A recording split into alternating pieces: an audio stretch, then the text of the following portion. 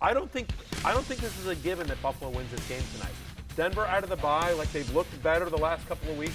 Buffalo has some issues. I have earlier in the week I was able to grab Denver plus 7.5, which I like quite a bit. Greg Russo over 0.25 sacks at plus 180. I got Javonte Williams over 13.5 rushing attempts. Stefon Diggs alternate receiving yards 50 plus at minus 700. Who is making these bets? I don't know. Who's doing this? Minus Sickos. 700. Sickos are making You get 40 cents back on your return?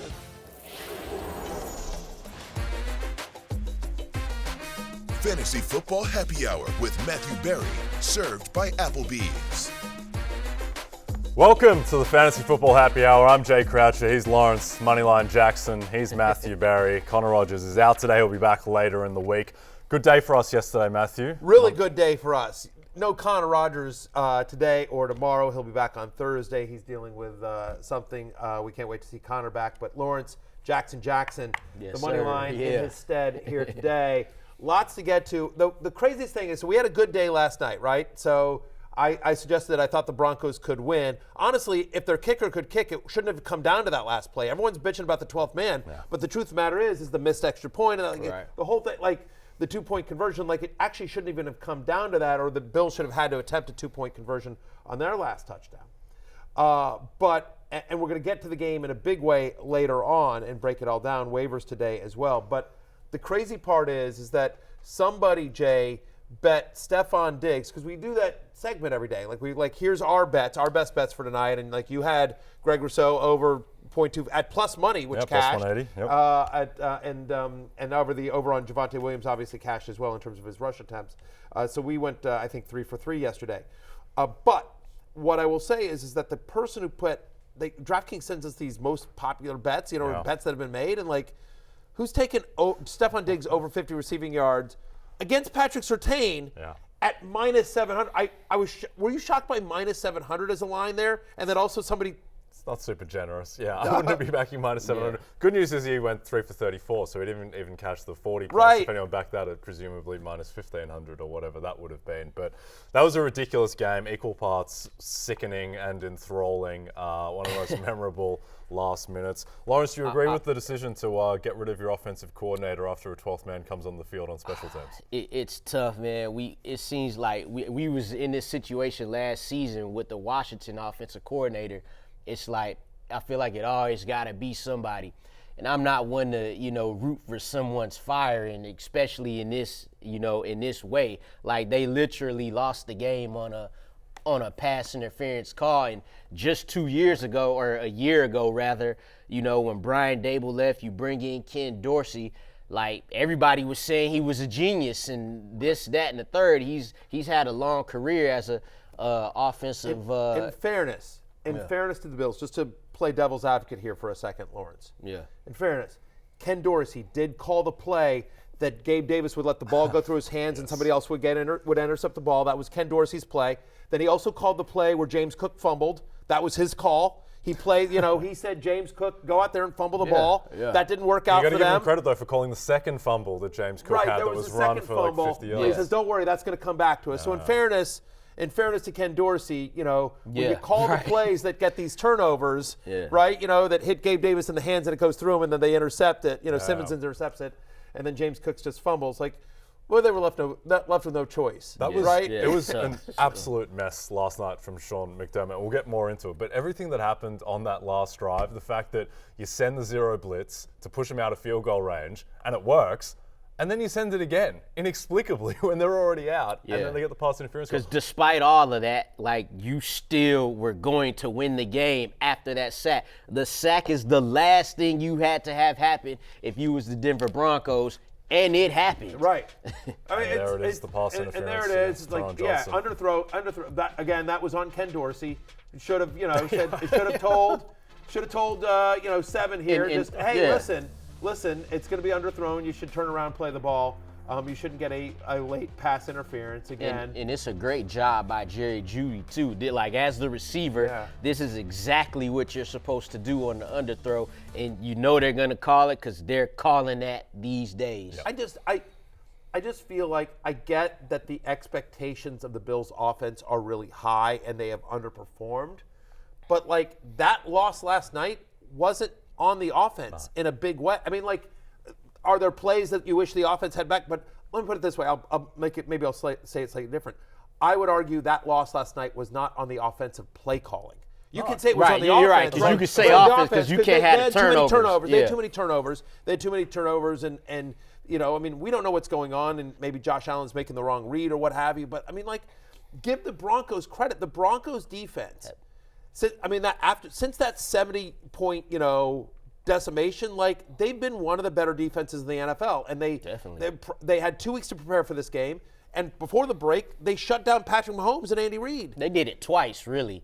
The Broncos they didn't win the game, but it was a close game. When they lost to the Chiefs 19-8. Right, the Chiefs won that game thanks to their defense, not because of the Broncos defense. Like, so the Broncos defense is turning around, and like I don't know. Like, I'm glad you brought that up because yes, I thought Scott Turner got completely screwed last year and thrown under the bus and was made a scapegoat for the issues of Ron Rivera and the rest of the coaching staff. And I do think that there's no question this team has underperformed. The Bills have, and I feel like Ken Dorsey. And I'm not even the greatest Ken Dorsey fan, but I just right. You ain't gotta be. But you're just like. They've got the third most efficient offense in football, and last night it was because it was on Josh Allen and Gabe Davis, and Dalton Kincaid's had moments as well. Like, that's not on the play calling, to your point. Also, last thing on this before we go to waiver wire, I think that your play calling just has to reflect your personnel. And when they called those zero blitzes, you know who wasn't out there? Micah Hyde wasn't out there. Tre'Davious White wasn't out there. You know who they left on an island on the first zero blitz with the game on the line? Damar Hamlin, who hadn't played football since he died on the field last year. And this is what you're going to do. You're going to cover one-on-one with the game on the line. And to be fair, they got home that play. And then the next play, Teron Johnson commits the pass interference and they lose. And now they're 5-5. They've got the same record as the Indianapolis Colts. And they're underdogs now to make the playoffs. Incredible scenes in Buffalo. All right. If you're Joe Douglas, do you pick up hey, Ken Dorsey, what are you doing this week? Coming up to New York. We're going to hire you to be a special assistant to the offense or something. Why not? Short week for Buffalo as well. They got to buy in a couple of weeks. Just like you said yesterday, Matthew, you said, I wouldn't be shocked if the Broncos won this game. Yeah. I wouldn't be shocked if the Jets beat them too. They've done it already with Zach Wilson. So the Jets defense is still there. The Bills defense, not so much. That game suddenly becomes a lot more interesting because that's a must-win for both teams now. I mean, both teams should play really desperate in that game. And also, you know what other game got a lot more interesting last night? Vikings-Broncos on Sunday night football. Playoff contenders. I'm just seriously 2 weeks ago we're kind of like looking like that may not be our best game, but now Josh Dobbs, the return of Justin Jefferson against a red hot Broncos defense, the Renaissance is happening. Mr. Unlimited. The Renaissance, come on. We'll get into the Monday Night Football details in more depth, but it's incredible to me. It's incredible to me that Kevin O'Connell lets Josh Dobbs do a lot more than Sean Payton lets Russell Wilson do, and only one of those two guys is on a $250 million contract. Anyway, let's get to waiver wire. Lots to get through today. We'll also talk about our best futures bets at the end of the show in addition to Monday Night Football. But let's start off, Matthew, with some strategy. How do you approach waiver wire for playoff teams? I think it depends on, I think this is important. It depends on where you are in your league and have a real sense of your team, right? So if you're like, say, I'm just pulling an example out of thin air. Say you're like me in our show league, right, where I'm 8-2. I'm in first place. I'm making the playoffs, right? Good This is example happening. to use. This is absolutely happening, right? So now what I'm doing is I'm looking for backups to my running back. Like I have a good team. So now it's about fortifying my team for the playoff run. Looking ahead, looking at the schedule of who my guys are playing in the playoffs. If you play in a league that's defenses, like can you grab a defense that might be good in the playoffs, that sort of thing.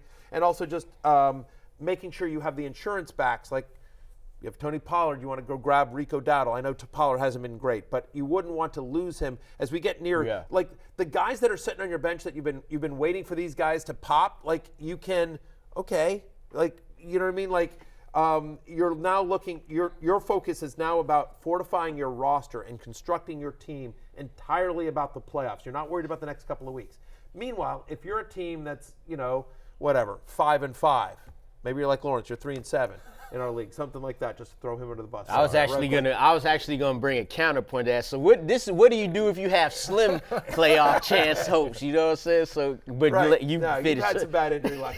I'm having fun with you. But the fact is that no. But like if you're 5-5 and you're like every match, then you're looking at somebody like Chandler or Devin Singletary who might be valuable this week. Somebody that you need to. Now you're just on a week-to-week basis, right? So like we're going to get into our running back waivers, and I have Keaton Mitchell at third as my third running back because Singletary and Chandler should have more value this week, especially if Madison doesn't play on Sunday night. But if you're asking me biggest upside for the rest of the season, like there's a chance Keaton Mitchell becomes like poor man's Devon Achane.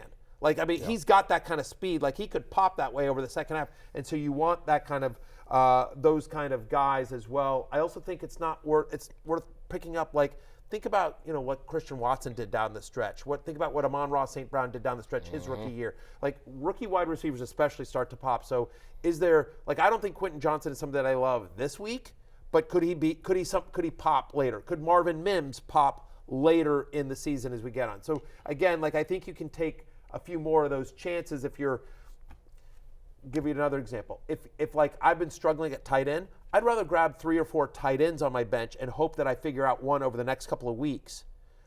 Where if I know I'm in the playoffs, whereas if I'm trying to get to the playoffs, I'm not doing that. I'm just going with whatever tight end I'm going to start this week. Last thing to mention here before we get there, week 13, the week before the playoffs in a lot of leagues.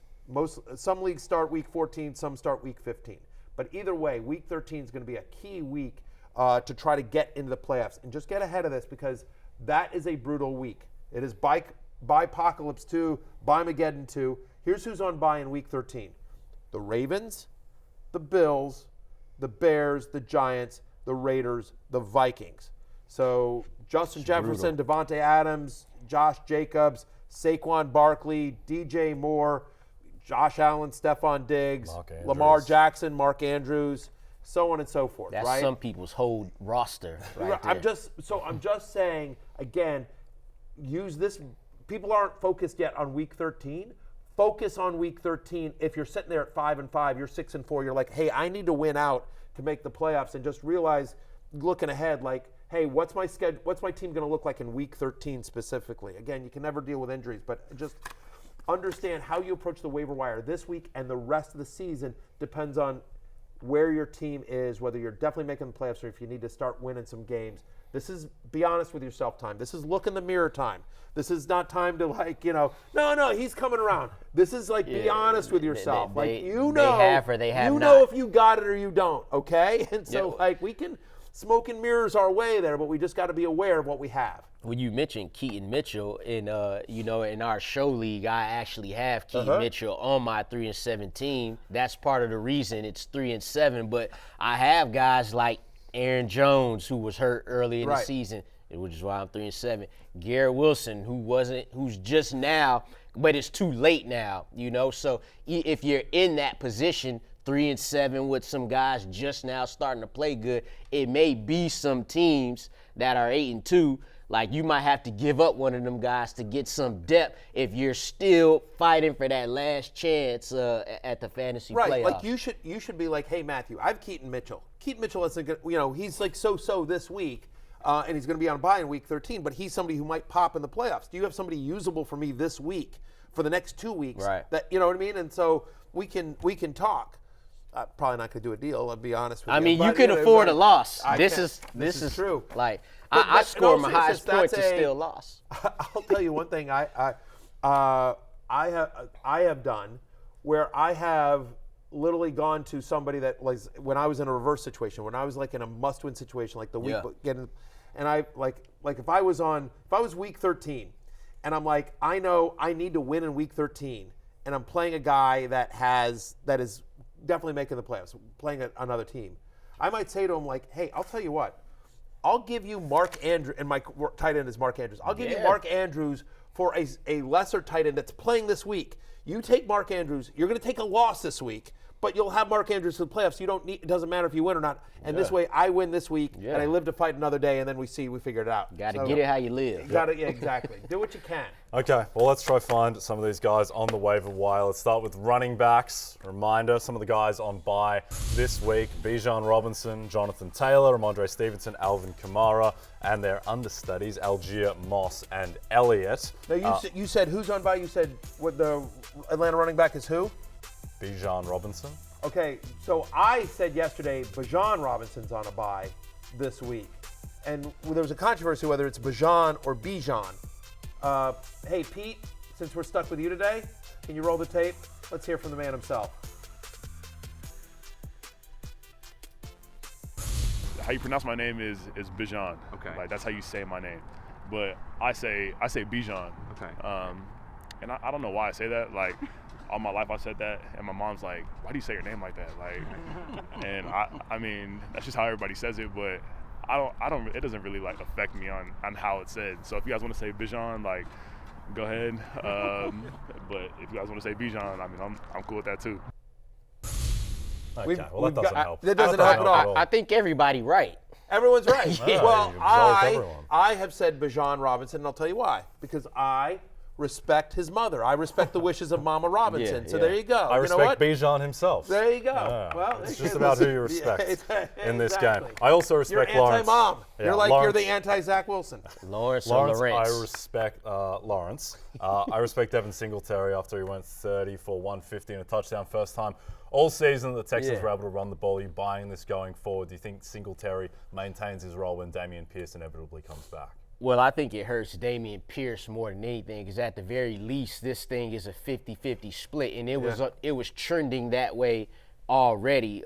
You got Devin Singletary, by the way, he had a career high, 150. Like, he never did this with the Bills. So now he gets on the Texans and he runs for 150 yards. That was amazing. He's got 90% of the team's running back touches over the past 2 weeks with Pierce out. Now, Dameon Pierce wasn't reaching that type of, he wasn't getting that volume when he was, but that's because Devin Singletary was eating into that. So it'll be interesting to see when he comes back. But I think it's a 50-50 split. He's just been too effective, especially in the big win, for them to go back now. There are rumors that Ken Dorsey was actually fired because Devin Singletary went for 150 yards this week. I haven't been able to confirm that. Right, but that's exactly. been talked Look about. what this guy's doing on Houston. Yeah. He never did that with us, Ken Dorsey. You're fired.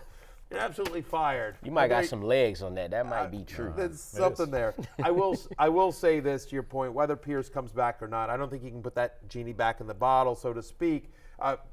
Singletary certainly earned more work, and they play Arizona this week, just in terms of picking up guys that are available this week. They play Arizona this week, and Denny Carter talked about this over the weekend on Fantasy Football Pregame about how Arizona is such a run funnel defense. And everyone had to drink because he said the word funnel like 800 times. But the fact is, he's right. Teams facing the Cardinals averaging over 26 running back carries per game. They allow the third most fantasy points to opposing running backs as well. Singletary is going to be somebody that's likely going to make my love list again this week as well. So I think Singletary, who's available in 50% of Yahoo leagues, if he's out there in yours, very much worth a pickup, especially if you're looking for somebody this week. Yeah, Matthew, Ty Chandler came into the game when Alexander Mattison was concussed. Cam Akers obviously out for the season with his Achilles. Now, he didn't have a great stat line, but he scored a touchdown out of the Wildcat and just seemed to give them more zip in the offense. Right, and they're playing at Denver on Sunday Night Football, as we talked about here. The mobility of Josh Dobbs, I think, opens up this run game here. Also, the return of Justin Jefferson as well. He's a starting running back in the NFL, and that's going to have value. Denver allowed, listen, as good as the Denver defense played last night, they still gave up almost 200 rushing yards and over 7 yards per carry. I mean, James Cook, when he wasn't fumbling, was running all over them. We'll talk about that a little bit later as well. So Chandler on the road at Denver, I think, is certainly a viable pickup. For whatever reason, I kept confusing him with Montgomery? Ty Montgomery. Johnson. Ty Johnson, the former Jets player. I was talking to Connor, like, why didn't Ty Chandler do more in the Jets? I was giving him crap. It's tough but because he wasn't on the team. Because he wasn't on the team. But if he would have been. I don't know why I did that, but I just had this weird brain fart where I just keep confusing Ty Chandler, who was legit drafted by the Vikings. He's been on the Vikings his entire pro career. UNC. For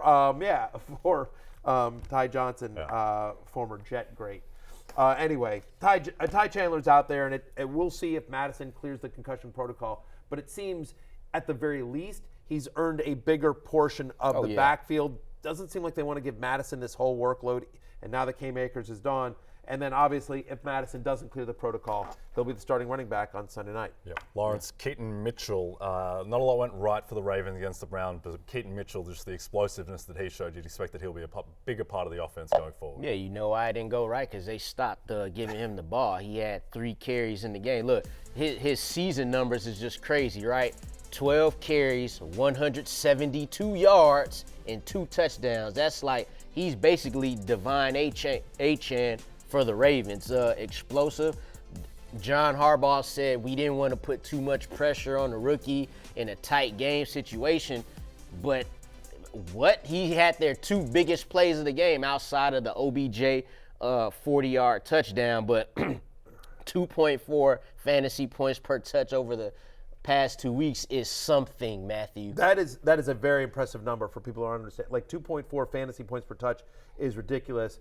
I actually heard a rumor that Ken Dorsey was fired because Keaton Mitchell didn't get more work. Oh, yeah, like it's just very upsetting. It's just like they're just like, why are you not getting your best player more work? Exactly. Get out of here, Ken Dorsey. So it's like, I don't call the plays for Baltimore. Yeah. But they'd already been fired. Yeah. So it was. Unfortunately, when you confuse Ty Chandler with Ty Johnson, the Bills actually just fired you as well, Matthew. Fair so enough. you don't have Buffalo not the anymore. first time they fired me as well. Well, listen, I can never be too angry at Buffalo because that was where you and I had our one magical that's night. true, yeah. It was a Our great one- Which I one- still don't know about and don't want to know about. That is correct. Y'all got that. It'll be between me and Jay and 4 magical walls. I'll just say this.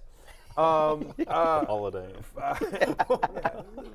It was, you call it the Holiday Inn, I call it the Love Shack. Yeah. All right. The fact of the matter is that Keaton Mitchell, he's had 15 touches this season. 4 of them have gone for over 30 yards. 4 of them. And you think about this matchup against Cincinnati, where they are allowing the 5th highest yards per carry to opposing running backs this season. Again, we just talked up Devin Singletary and what he just did to the Bengals as well. This is Keaton Mitchell. And again, like we talked about at the top of the show, tell me what you're doing. Like if I'm 8-2 and Keaton Mitchell, or 7-3 or whatever, and I don't need somebody for quote unquote this week, he has the most upside of anyone. And by the way, if you don't have Keaton Mitchell and he's gone in your league, it's your own fault, because we literally have been making fun of Michael Smith for bringing him up in like week 1. You know what I mean? This is something that we talked about. Like, this is a guy, right? He is somebody that has been talked about on the show quite a bit, as well as somebody that we saw him pop in the preseason. We knew all kind of speed. Connor loves him as well. Talked about his career, East Carolina, I believe, right? Yep. Yes. And the thing is as well is that now he gets the Bengals, who Devin Singletary just lit up after they hadn't been able to light up anyone. It was funny watching Keaton Mitchell just burn the safety around the edge and compare that to Latavius Murray not being able to burn DJ just Jones. outran the angle. Yes, he did. Well, Latavius Murray kind of he looked like he tipping when he like no knee lift there. It was like, not great. Well, so hopefully the big plays. You mentioned Harbaugh saying that, like, hey, we didn't want to put too much on the rookie, but hopefully he is earned. And he don't have to have the goal line touches. No, he just give him more. Well, when you're not being tackled, when you're running it in from the 40, it doesn't matter. You don't need any goal line touches. Yep. Anyway, he's earned a bigger share, and we expect that role to increase as the season progresses. Love him for the second half of the year. If you're you and I should talk about Keaton Mitchell. Yeah. Well, you mentioned upside, Matthew, with Keaton Mitchell. Zach Charbonnet has a ton of upside as well. He is going against the Rams. Looks like Stafford will be back for that one. And he got a bit more usage against your Washington Commanders. 11 touches last week. That was a season high for him. He's now had 3 straight games with a snap rate above 50%. It is a committee there in Seattle, but Ken Walker has been banged up throughout his career. Came into the NFL banged up, and he's hurt a little bit in preseason this year as well. So somebody that for deeper leagues he's already rostered. But again, as we sort of talk about roster construction, if something were to happen to Walker, Charbonnet would be a top 15 fantasy running back any week that Walker was out. Yep, I agree there. Lawrence, Tyjae Spears, another young rookie running back. He went 4 for 42 through the air. Jay and I have talked. You're never on the waiver show. Jay and I have talked about Tyjae Spears literally for 2 months straight. I don't know why he's still on the street. I don't.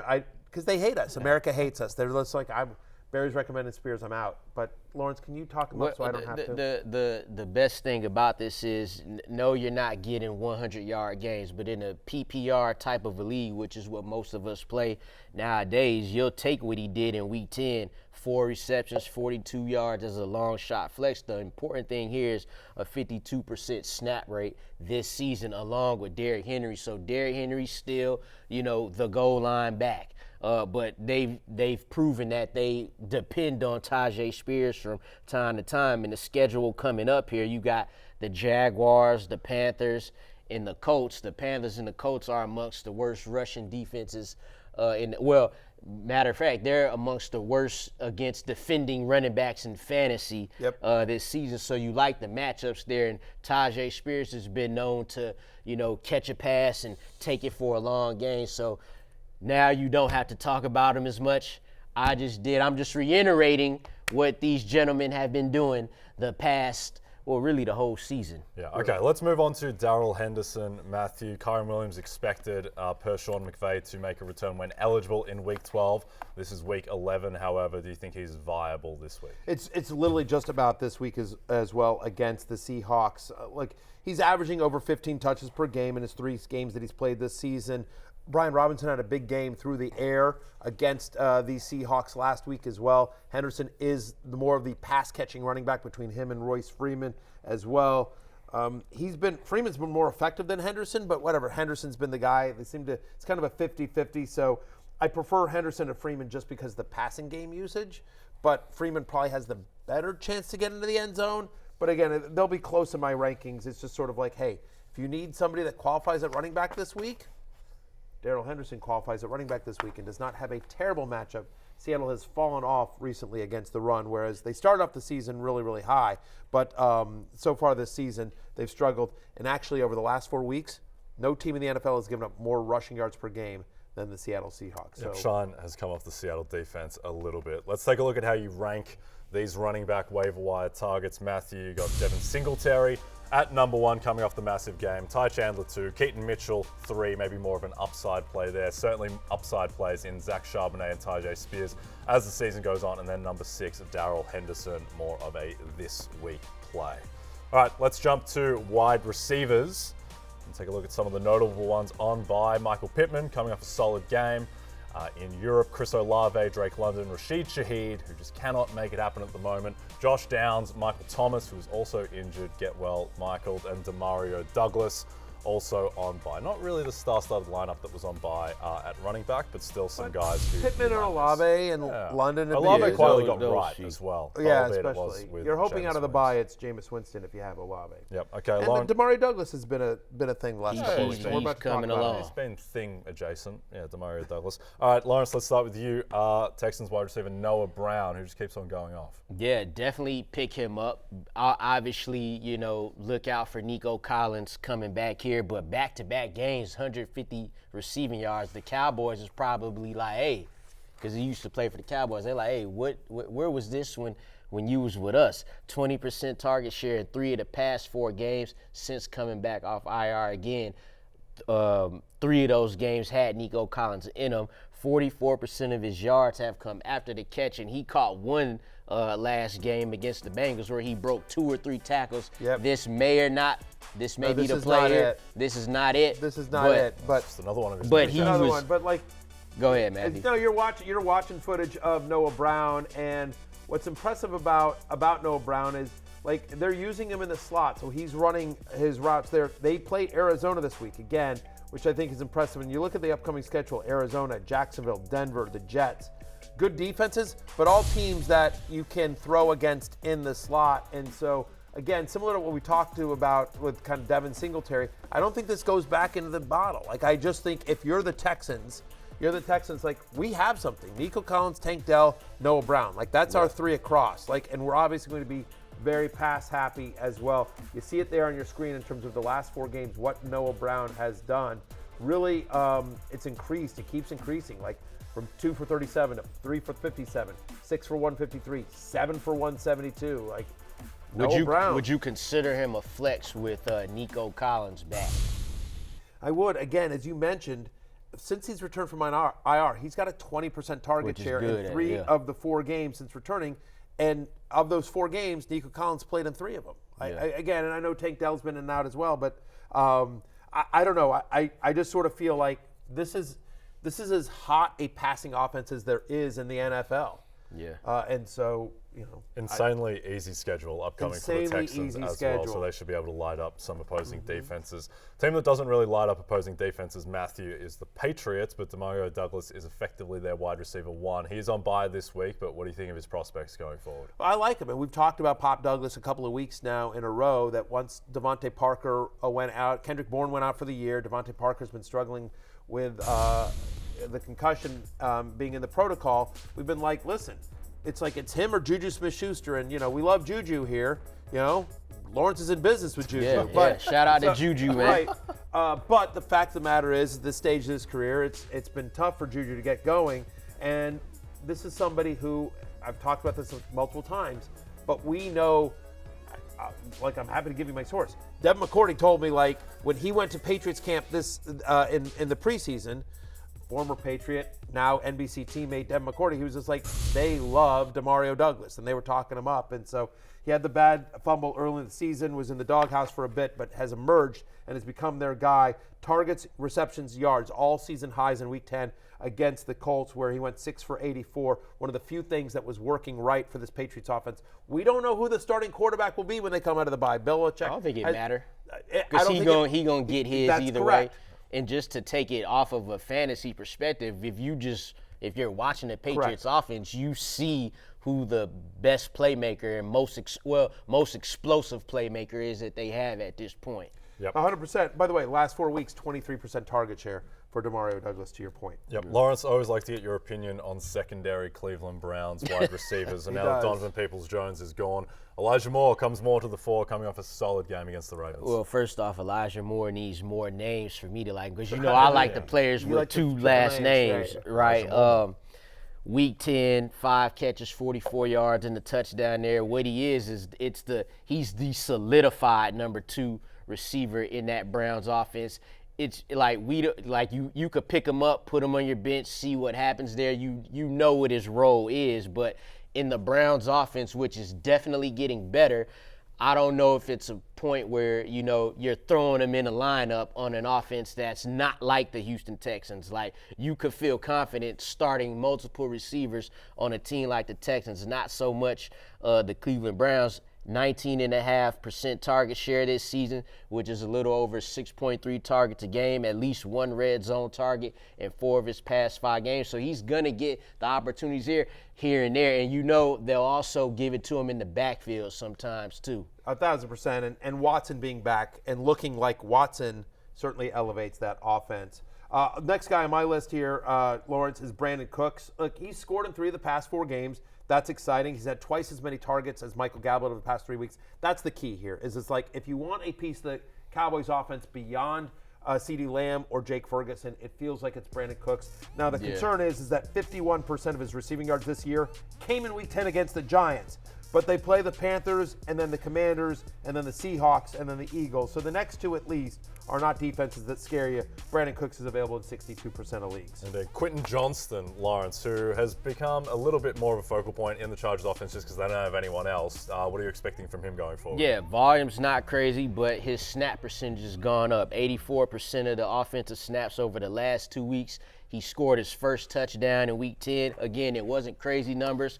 Caught 4 passes for 34 yards. If he doesn't get the touchdown, obviously we're not as happy. But again, he's in the game now. Beginning of the season, he wasn't in the game at all. Now he's playing a better part of the snap. So you like him more. I'll take him more than Jalen Guyton. I like him more than Jalen Guyton just based on talent. But the fact is, Guyton got more targets in this past game than Quentin Johnston did, and Guyton played 78% of the snaps. So one of the reasons why Johnston isn't as high as you might think he would be is because of the presence of Jalen Guyton. The fact of the matter is, this offense goes through Keenan Allen and Austin Eckler, and then you've got Guyton and Johnston competing with the tight ends for whatever's left after those 2. So he's on there. We like the talent. We hope he emerges, but we're not ready to go all in. Just like if you need somebody this week, there's better options than Quentin Johnston because of the presence of Jalen Guyton. Yep. Let's take a look at some deep league wide receiver targets, headlined by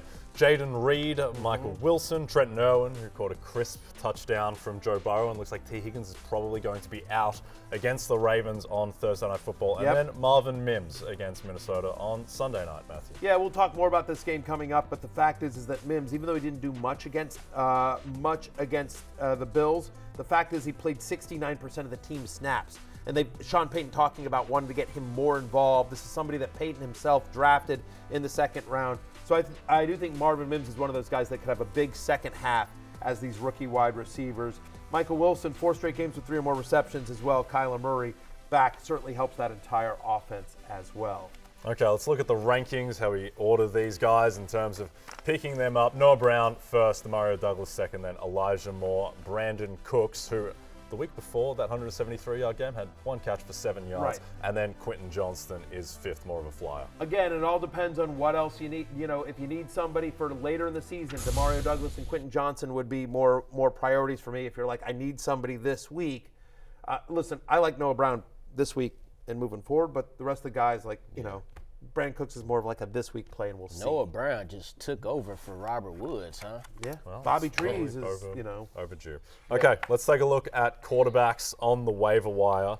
Headlined Lawrence by who I term basically the NFL's answer to Linsanity, and that's Dobbs sanity at the moment. He is available still in 47% of leagues. He shouldn't be available in any league at the moment. And then Russell Wilson, Matthew Stafford, and Jordan Love. The astronaut Joshua Dobbs making his Sunday Night Football. He absolutely should not be available on any waivers. He's a weekly starter. Correct. Factually correct. He's a weekly starter. He's got mobility and Justin Jefferson coming back on a fantasy-friendly pass-first offense. This man, as a Viking, is quarterback 3 in fantasy football. Yeah, he's certainly the guy who stands out most on this list. Matthew, Russell Wilson. I like the Pastronaut as a... You don't like Dobbs sanity, the Dobb father? No, I like Pastronaut. Dobby? I like Dobby. Dobby. Yeah. I was very invested. Dobby. I was very invested in the Vikings winning that game on the weekend, and I may have sent some very strange voice messages to friends doing the Dobby. I'm not going to do what? What was the Dobby voice? Dobby, is that a touchdown, Dobby? Yeah, it was very That's bad. exactly what I would have imagined. It was very I think grim. we have our open for tomorrow. Russell Wilson against Minnesota, like he's looked better. I mean, one of the things is the Renaissance is happening. He's now had at least 17 fantasy points each of the past 2 games. He's had at least 2 total touchdowns in 6 of 9 games. There's at least a floor now with Russell Wilson, who gets you some points with his legs as well, at least 30 rushing yards in 4 of the past 5. So that's the other thing that's been nice is that, you know, as the Broncos have gotten better and gotten more familiar with Sean Payton and the offense, the fact is that Russ is starting to run again. Again, like he's not going to remind you of Lamar or Josh Allen or anything like that, but 30 yards is 30 yards. If I know I'm getting 20 to 30 rushing yards from Russell Wilson, knowing what else he's going to do, I'll take that every single time. He's fine. He's completely fine. And he's available in 54% of leagues. Matthew Stafford back. How healthy is he going to be? Like, you know, is he gutting it out or is he 100%? We don't know yet. If he were 100% healthy, I might have him higher than Russell Wilson. It's kind of right there, either or. But because we have questions about the full health of him and he doesn't run, I have Wilson over Stafford. I will just say this. He plays Seattle this week. We just saw future Hall of Famer Sam Howell light up the Seahawks.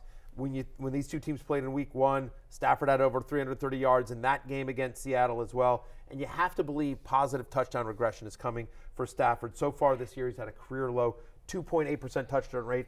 For his career, he's usually 4.7 entering this season. So positive touchdowns coming with a healthy Cooper Kupp and Puka Nacua as well. Yep. Okay, let's jump to tight ends and start off with... And then Jordan Love if you're desperate. Yeah, it's very desperate. All right, don't have to be desperate though, Lawrence, for Trey McBride, who's been an absolute monster, and he went 8 for 131. How is this guy still available? This is another one where I'm like, y'all got to pick him up. 50% available in Yahoo leagues. That's way too much. McBride is only 41% available, but we want to mention him just because we think he should be 0% available. The fact that he's available in 41% of Yahoo leagues is crazy, Lawrence. I don't think I don't think the matchups for him matter at this point. You got Kyler back. He clearly they look like they've been working on their chemistry these past 3 weeks because he was the guy that Kyler depended on when the game was on the line, throughout the game, early, late, no matter what have you.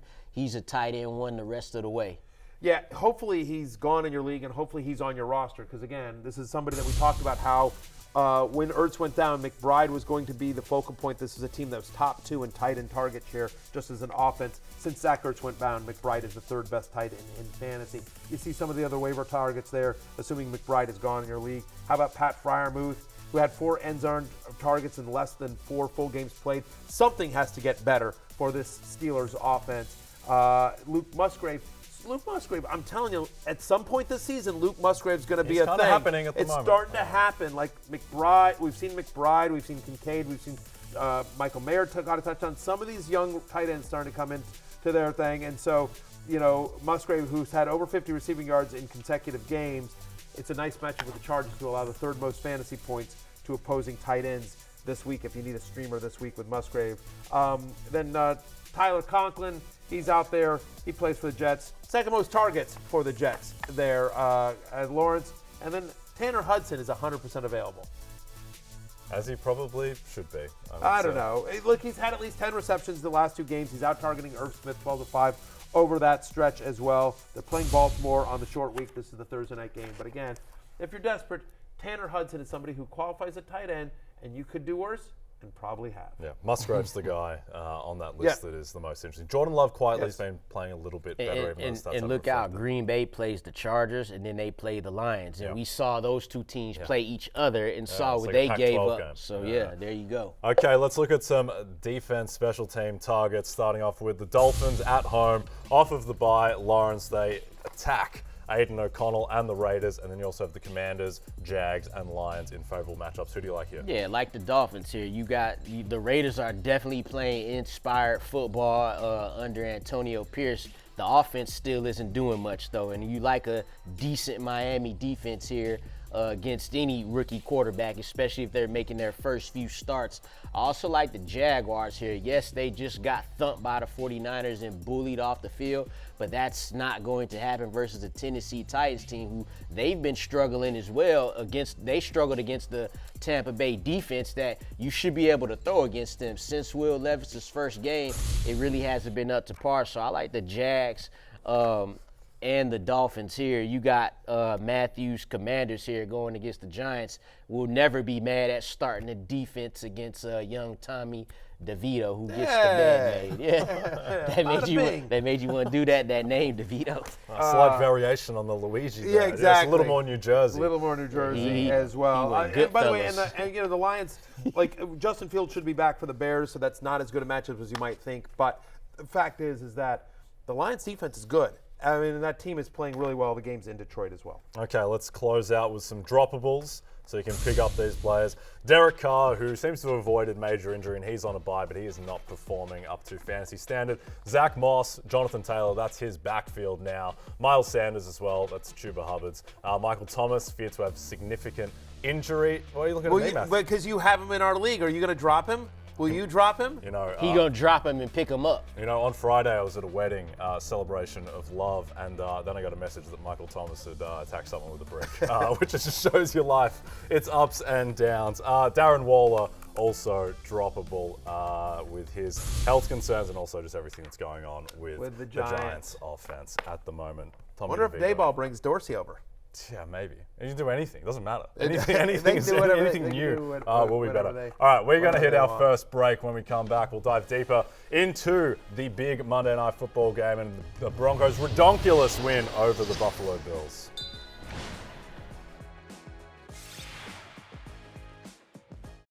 It sucks. Shouldn't have been in that position in the first place. It's a lot of bad football.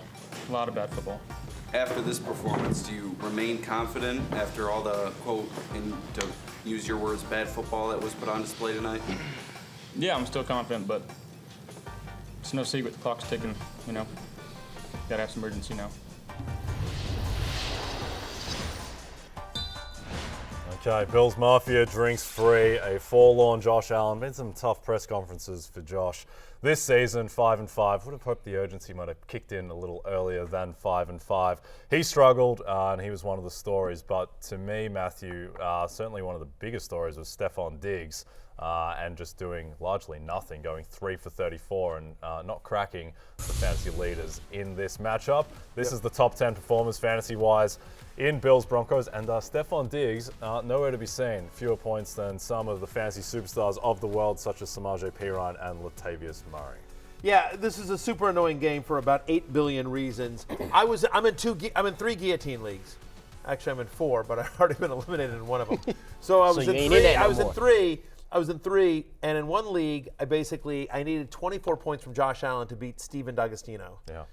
And in another league, I was up 22, and the guy behind me had Josh Allen and Stefon Diggs. And Diggs was just having this bad game all the way. I'm like, well, I got a shot at that one. Yeah. And anyway, Diggs and Allen combined for just enough points to get me eliminated in that one. But Allen, of course, didn't have enough points to keep me alive. It's the and worst. so Steven, very, very brutal. I completely blame Denny Carter, who told me Deontay Johnson was going to have a huge game. Yep. Just so you know. Ultimately, I don't think... And not Travis Etienne, who also did nothing for my He team. did nothing, absolutely nothing. Look, I don't think there's anything you can really do around Allen and Diggs. You're just starting those guys every week. They will turn it around with their new offensive coordinator. Yeah, of course. They fired the offensive coordinator. Everything's the fine problem. now. It's going to be Yeah. good. It's things are not good. But, yeah, I mean it right. And Trayvon Diggs is tweeting about how getting Stefon out of there. Like, it's going to be a fun week in Buffalo. There's Trayvon's tweet, man, 14, got to get up out of there. Why? With crying emojis for those that are just listening. And then he goes, let's not forget, he didn't start going off till bro got there. That's a shot at Josh man. Allen. You ain't got to do it, man. Listen, Stefon, I know they're brothers, man. Stefon Diggs is a grown-ass man. Let him handle what he got to handle with his quarterback. What Trayvon is doing is creating drama. He knows that we're going to play this. That's right. He knows all the outlets are going to post this, Right. post them tweets, man. Yeah. Get your knee right and play, get back to being the player we know you can, and let your brother and his quarterback work out what they got to work out. Yeah, you know what that is? That is hashtag not helpful. Because he ain't playing for Dallas. Stefon Diggs is never going to go play for the Cowboys, and maybe when he like 36 or something. Yeah, Not now. sense. That makes sense.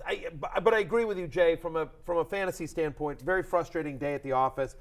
Give credit to the Broncos defense who played well. Again, they slowed down the Chiefs before the bye as well. The Broncos are playing defense like, candidly, we all expected them to at the beginning of the season. So it's bad day at the office for Allen and Diggs. What are you going to do? Also, same for Gabe Davis. That is what it is. I mean, like with Gabe Davis, you either always start him or never start him as well. I think if there was one positive in a game in which the Bills' offense clearly, starts and stops, Dalton Kincaid continues to produce. He's now had 15 or more fantasy points in 4 straight. He's the 5th best tight end in fantasy over the last month as well.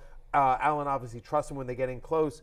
He's got a 24% target share, this kid. Yeah, I mean, he's just a locked-in tight end one. Allen seems to have that report on him. And the good thing is that he's made mistakes, and Allen keeps on going back to him. So he's a no-brainer start every week. A little bit less of a no-brainer, Lawrence. James Cook, who was up and down, got benched after the fumble on the first play, and then he comes back in, fumbles again, but it's like an Australian rules football bounce, comes back to him, sprints down the field. What are you expecting from Cook going forward? Going forward, well, Leonard Fournette is coming. He himself sent out a tweet that was like, my time is coming, and I think it is. I think they'll look for a little more explosiveness in Leonard Fournette as opposed to Latavius Murray. I think he could come and get that role. So James Cook, his fantasy value obviously won't die because we see he could still make a breakaway run and catch his own fumble. So you just have to temper maybe the expectations going forward with Leonard Fournette coming. That play right there where he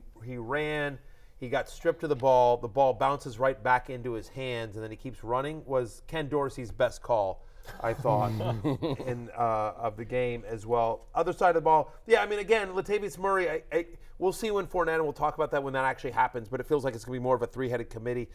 Cook, as great as this game was about Cook, he still finishes as running back 23. He's still fumbling. He's still not getting red zone carries. He's gotten less than 30% of the red zone carries for the Bills this season. Maybe a new offense coordinator gets him more involved, but He's merely a high-end flex, low-end RB2 as well. Other side of the ball, we talked about Russell Wilson in waivers. To me, you don't love the wide receivers, but if you have to pick a Broncos one, it is Courtland Sutton, who has now scored a touchdown. He's Mr. Touchdown. He's scored in 7 of the 9 games they played so far this year as well. Not getting a ton of yardage, Lawrence, but you prefer him over Jerry Jeudy. Yeah, 100%. And just real quick on Javonte Williams, he's getting going, right? Matthew, you said on Fantasy Football pregame that he'd be a top 10 running back. He was RB5, so he's looking. Yeah, there you go. You caught that shot. We give credit there. Javonte Williams is on his way. Okay, we're going to break. When we come back to the 13.5 futures. carries. P. Ryan and McLaughlin are more just now insurance guys. It is Javonte Williams' backfield as well. When we return, bets.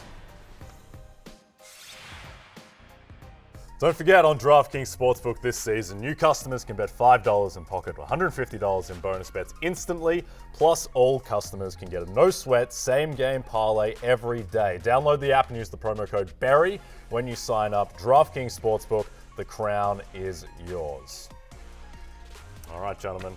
Back to the futures. I'll kick us off. Yep. I'm taking Damar Hamlin at -200 to win comeback player of the year. I understand it's -200, but that implies he's a 67% chance to win this award. I'm sorry, he's a 90% plus chance to win this award. He came back from the dead. It was an incredible story. He was out there last night playing snaps on defense. Can you just imagine he's at the NFL Honors Night and he's there with the other finalists for that award, and then they read out someone else's name? Right. Like, it's just not going to happen. Right. Aaron Rodgers coming back from the Yeah. Achilles. Josh Dobbs coming back from obscurity. Yeah. Ultimately, I think Hamlin will just Right, win rising because of from the the story dead. and everything he's doing in the community, all of that. Lawrence, what's He your is an bet? easy guy to root for. I'm going to go with my guy Lamar Jackson here at +425. He's got the third best odds right now, even still after that loss to the Cleveland Browns. This was at +2100 after they lost to the Pittsburgh Steelers about a month ago. He's about to have a schedule where he has to turn into let it go Lamar versus the Bengals, Chargers, Dolphins down the line.